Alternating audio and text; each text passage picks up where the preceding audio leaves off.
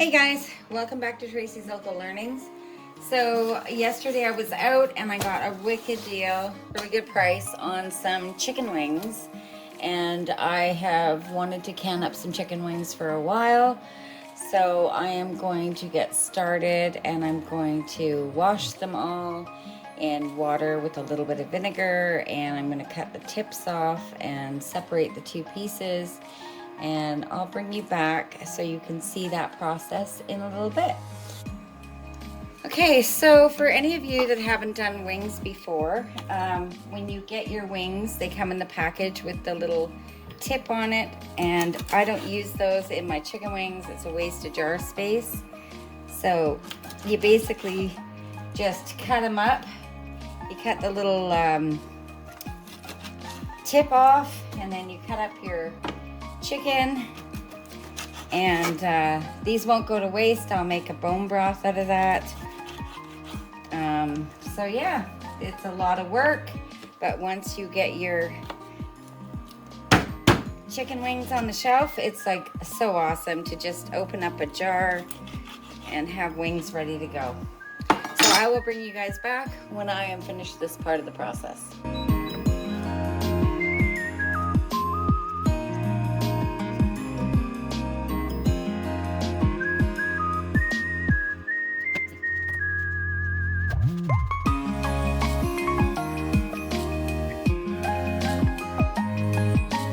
Okay, so now I have all the chicken cut up, the chicken wings, and I have them all dried off, and I've added my sauces.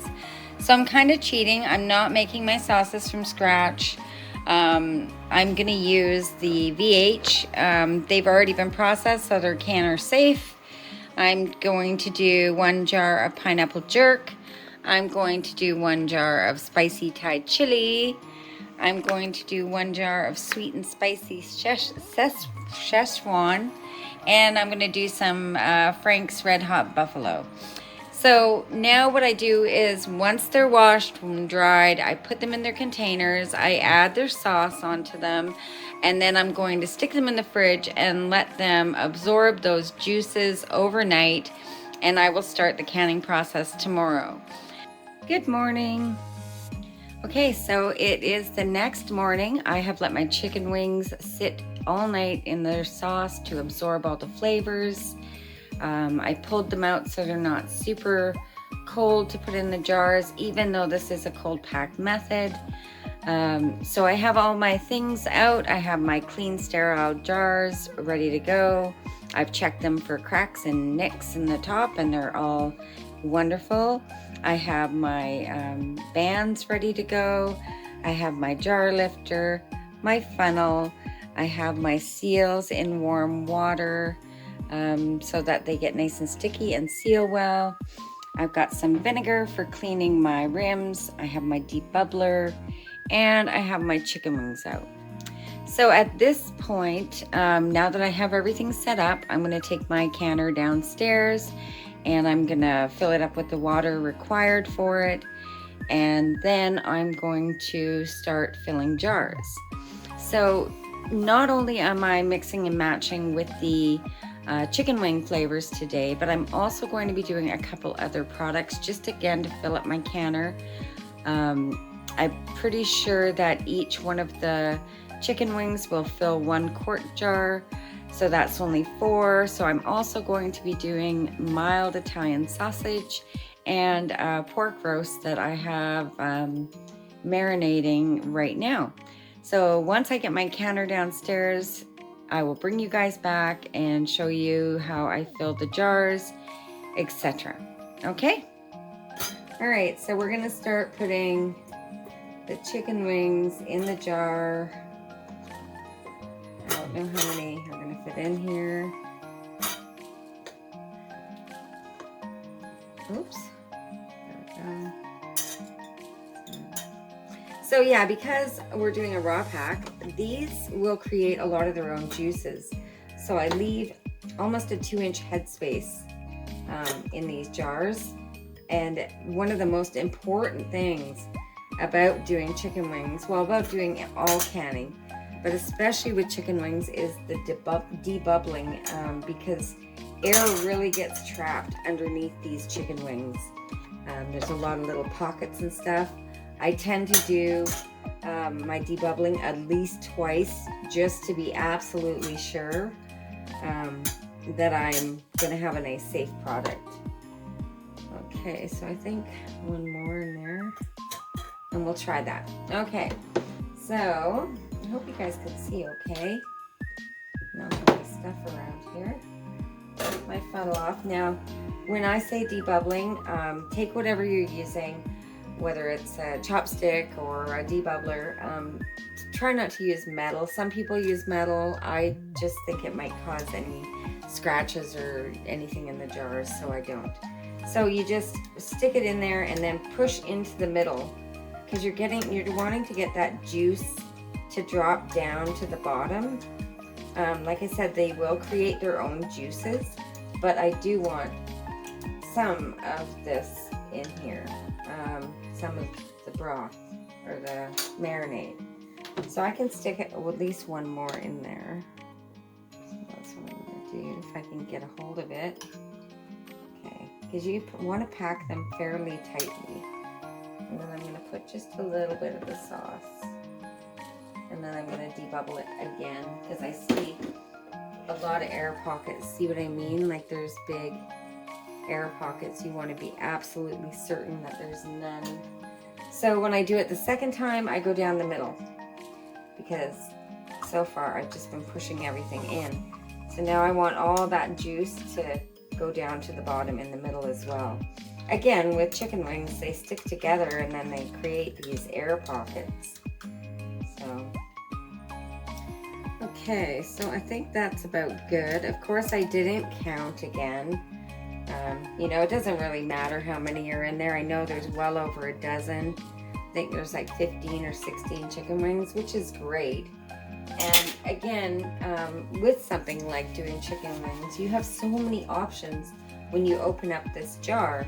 So, like I said, it'll create some juices. You can make up a nice sauce, you know, by just thickening it up with some cornstarch. And you could serve this over rice or whatever your family prefers, you know. And get creative with it, because it doesn't have to just be chicken wings, you know. You can do a lot. You could throw it into a nice pan and add vegetables to it, or add whatever you want to it and make like a stir fry out of it. Yeah, there's so many options. It's just a great flavor to have on your shelf, right? Like right now, what did I do? I've done these ones are the spicy Thai chili. These ones are the pineapple jerk. And again, I'm leaving about a 2-inch headspace because they will create their own juices. I'm doing this sweet and spicy Szechuan. I'm doing the Frank's Buffalo. And this one, like I said, is the spicy Thai chili. So those are the 4 of the chicken wings that I'm doing. Okay, and now I'm going to set those to the side. Okay, so there's my 4 jars of chicken wings. Now I'm going to, I have a recipe that I really like. It's a lemon herb pork recipe. So what I did was I took a pork roast and I cut it up and I marinated it for the night, and it looks super good. Oh, I guess the marinade didn't get right through. All right, well, we're gonna hope for the best. I'm just gonna add a little bit of lemon because I really like the lemon flavor in this particular pork recipe, so a little extra lemon isn't gonna hurt. So now I left the pieces fairly big, right? They are cut up, but they are fairly big, nice thick pieces. I like to have a different kind of consistency on the shelf. You know, it's good to have cubes done up, but it's really nice to have big chunks. So when you open it up, it just, your presentation, you have different options, you know. Now this is something, again, you could open it up and you could cube up the pork more and serve it over rice or potatoes or, you know, whatever your family likes. And then the liquid, of course, you just use as your broth, right? So I guess this isn't all going to fit in there. I'll do a little bit more broth. I have a little piece there. I might have to cut one of those up to get it in there.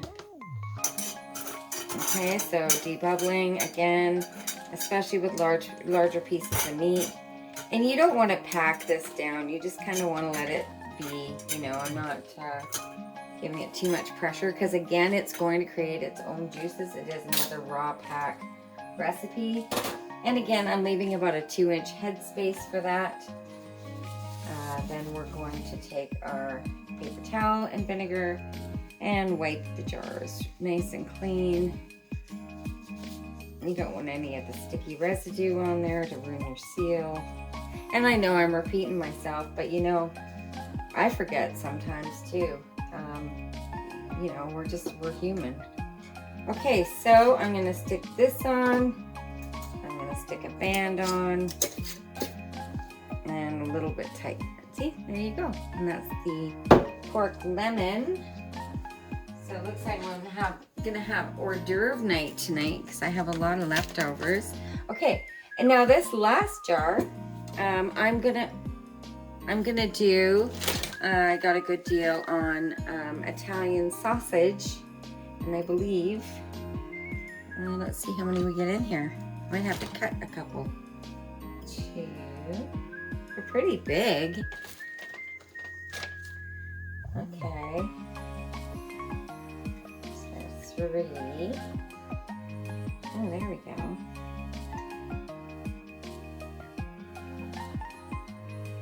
Okay. And I think I'm going to cut a couple of them. Oops.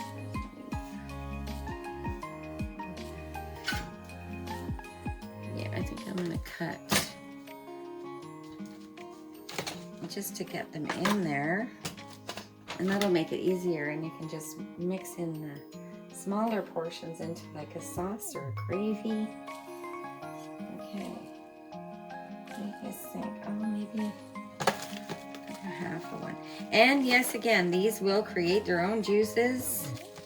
And this would be nice, you know, you could add it to, because it's a nice Italian sausage, you could make pasta and add the half pieces of the sausage to your pasta sauce, right? Just crumbled up. And then have a few, I think of 4, so you got 4 in there, 1, 2, 3, 4 full sausages. Okay, so now, although this is going to create its own juices, I'm going to be putting a little bit of water in there. So it will create some of its own juice, but I do want a little bit of a liquid base to it, so I have some fluid, some flavor to it. Like I said, I will use it to make like a tomato pasta dish with the Italian sausage. And debubbling is super important again, especially with such a solid piece of meat.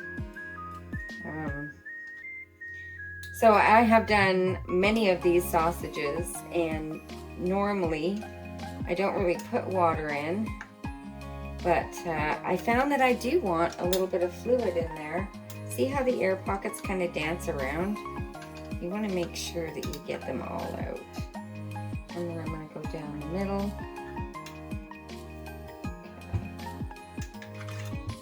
I think I'll put a little tiny bit more water in there. Okay, it's all debubbled. All right, now let's clean our rim. And you know, when you're cleaning your rim, not only is it important to get it clean, but it's a last opportunity for you to check your rims, make sure there's no nicks or chips, because it would be horrible to lose all the product that you're working on. Okay, so there we go.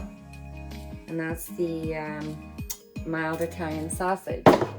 So now I still need one more jar. So I'm gonna possibly do another one of the sausages. I do have enough. And I will bring you guys back when I'm putting everything into the canner. Okay, so I've got the jars down to the canner.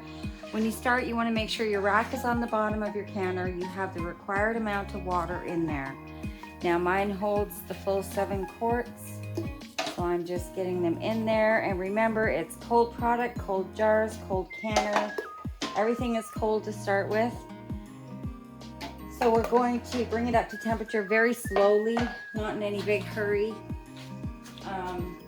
Yeah. And then once it comes to temperature, I'm going to time it. Oops. I'm going to time it for the full 10 minutes to let it vent, and I will bring you guys back at the end of that. Okay. My 10-minute timer just went off. It takes a lot longer when it's a cold pack method. Now I'm going to put my weight on. I'm going to wait for my gauge to come between 10 and 15 pounds. And then I'm going to regulate my temperature and start my timer for the 90-minute processing time. So I'm doing quarts, it's 90 minutes. If you're doing pints, it's 75 minutes.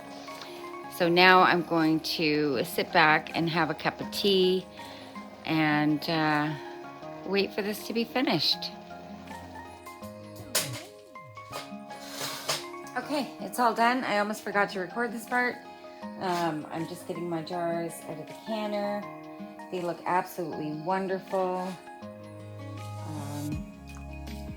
They're all still doing their business, bubbling away, bubbling there. But they all look absolutely wonderful. I will bring you guys back when these are done cooling, and I'll talk to you about how everything went. I wanted to bring you guys back and show you what this looks like. You guys see that? Yes, okay. So, see the fat on top? So it hasn't really congealed because it, like I said, it was in the fridge and I pulled it out so it would come out of the jar a bit easier. So, let's see. Oh, look at that. So I got the liquid right, and they're not falling apart like they usually do. And the sauce looks really good. Okay, can you guys see that? Those are fully cooked, and they're holding together quite nicely. Okay, I'm just gonna try one.